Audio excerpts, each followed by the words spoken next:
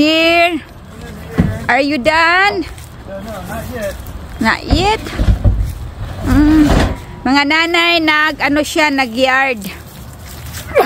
Works ang asawa ko. Daming pulin. So, dito nilalagay namin mga kananay ang mga panggupit ng damo. Gotta push it.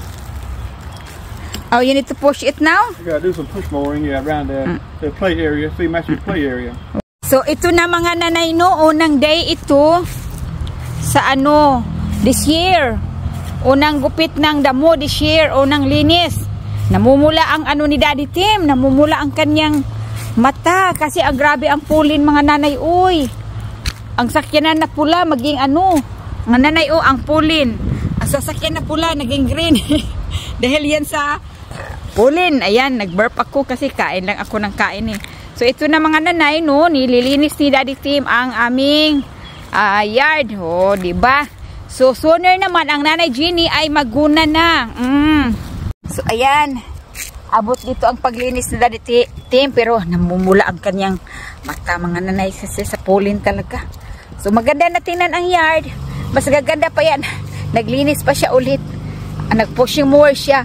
Kanina, riding mower, yung mga gilid-gilid kasi mga kananay ay hindi yan madadala sa riding mower. Kaya kailangan i-pushing. Tayong lumapit doon.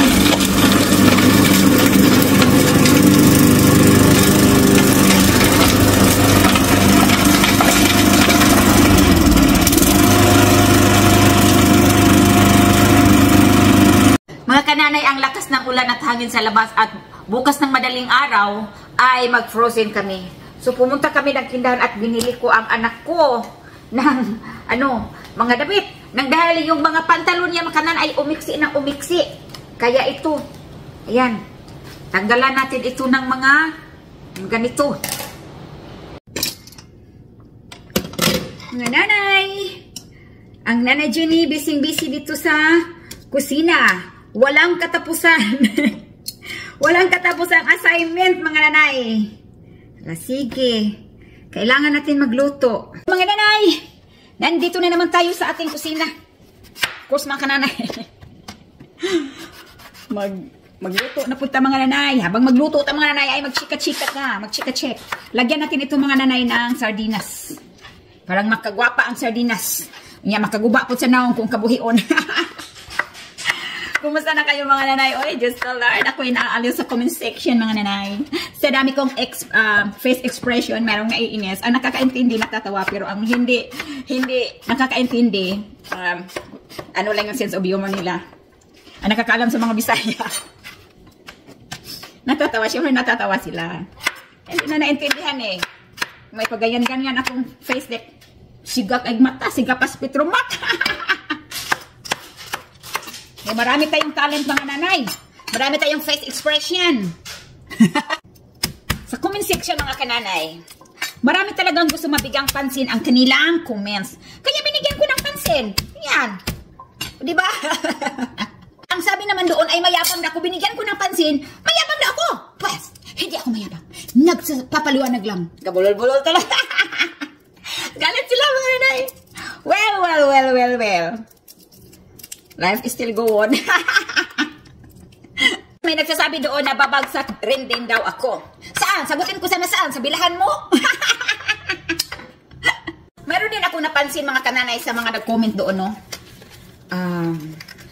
Parang nagduda tuloy ako sa kanya. Isa siya sa mga nagduda ako na parang isa siya sa mga gustong pumasok sa page ko. Hindi lang nila magagawa kasi hindi nila ako nauto. Hindi nila ako nailan. So, nagsabing mayabang ako, isa lang ang talaga ang masasabi ko. Ang masasabi ko ay, iutot na kay panuhot na. Ay, Diyos ko lang. Yan ang gusto lang mapansin. Pinansin ko, nilagyan ko na reaction. Galit naman sila. Ano ba talaga? At dilat pa na ako sa mata, sigad akong mata, mga kananay. Tapos, mati ilong sigad.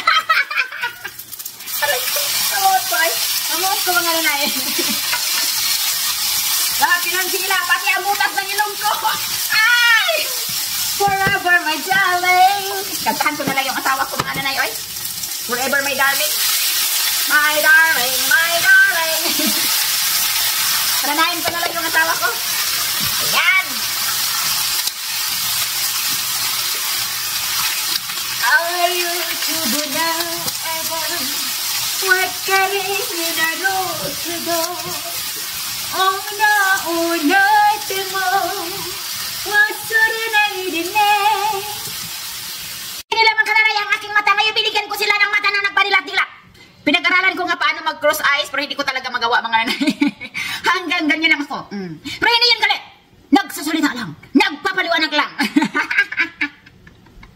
Marunong kasi akong umarte. Diyos ko Lord. Pwede akong kontrabida, pwede akong bida. Pero mas gusto ko ang kontrabida. Sabi ng isa, may yabang daw talaga ako. Lahat sila, yabangan sila. Pag pinasiga-sigang akong mata, yabang-yabang ko daw. Unya ako, magsiga-siga akong ilong. Kananay. Kaya nga, nung pagbasa ko sa mga comments, tawa talaga ako ng tawa mga kananay kasi dinibdib talaga nilang siga ng mata ko mga nanay na siga pas Petromac. Oh. Yan ang hinihingi nila, yung binibigyan ko sila ng hinihingi nila. Ha? Sa mga baguhang nagbablogger dito, oh, yan ang teknik ha. Kaya yan, inisin nyo. Ganyan. Kasi dalawa lang yan. Either gustuhan ka or hindi ka magustuhan. Dalawa mapupuntahan yan. Yung isa nag-recruit na tala na eh. Yan, lagyan dyan ka pa. Kaya kakantahan ko na lang sila ng ganito. If not, never, come on, me tight. Kiss me, my darling. Sabi naman lang malandi. Pagkatapos ng ago-ago, ngayon ang taray na naman. Ano ba talaga? Dalong mga kanala nilagyan ng sardinas. Kasing sarap ng pagmamahal ng nanay. Ano nangyari ito mga kalanay? Si may t-shirt ako sa ilalim. Arriba pila, arriba, arriba, arriba pansupila. Oh, sagwa naman natin laron. Kananay, good vibes lang ito sa akin ha. Kasi sa mga Bisayan katulad ko, matatawa, ginagikik lang yan sila ng tawa kasi naintindihan nila, kuha-kuha nila at nakarelate yan sila sa estilo ko. Pero sa hindi baka nakakaintindi, ang yabang-yabang mo talaga! Ganon-ganon! Bla-bla-bla! Yada-yada! Nakinubuta sa ilong ko. Ay mga kananay, adami ko talagang tawa. Binahakak ako ng tawa. Pikon na pikon talaga sa aking ilong na. Tapos sabi lang, sabi pa isa doon, yes, mayabang talaga, mataray yung babae na't mayabang. At hindi nila alam. Nga, totoo yan. Marunong akong magtarat, marunong akong... di ba? Kanulig yun. Dapat marunong tayo kasi nag-vlog ka eh. Lights, camera, action. So mga nanay, tapos na. Tapos ko nang malapit maubos. Ang sarap nilagyan ng sardinas mga kananay. At masarap din ito lagyan ninyo ng ano ba yan, maling. Mga kananay, ang sarap-sarap yan, lagyan ng maling. Tapos na tayo mga kananay. I love you all. Ito yung mga leftover na ulam mga kananay at itatapon na natin ito doon sa labas. Kasi wala nang kumakain dito mga kananay. Ako pa ulit-ulit na. Kasi yung mag-ama ko hindi masyado yan kumakain ng leftover. So, pag may pusa doon, swerte.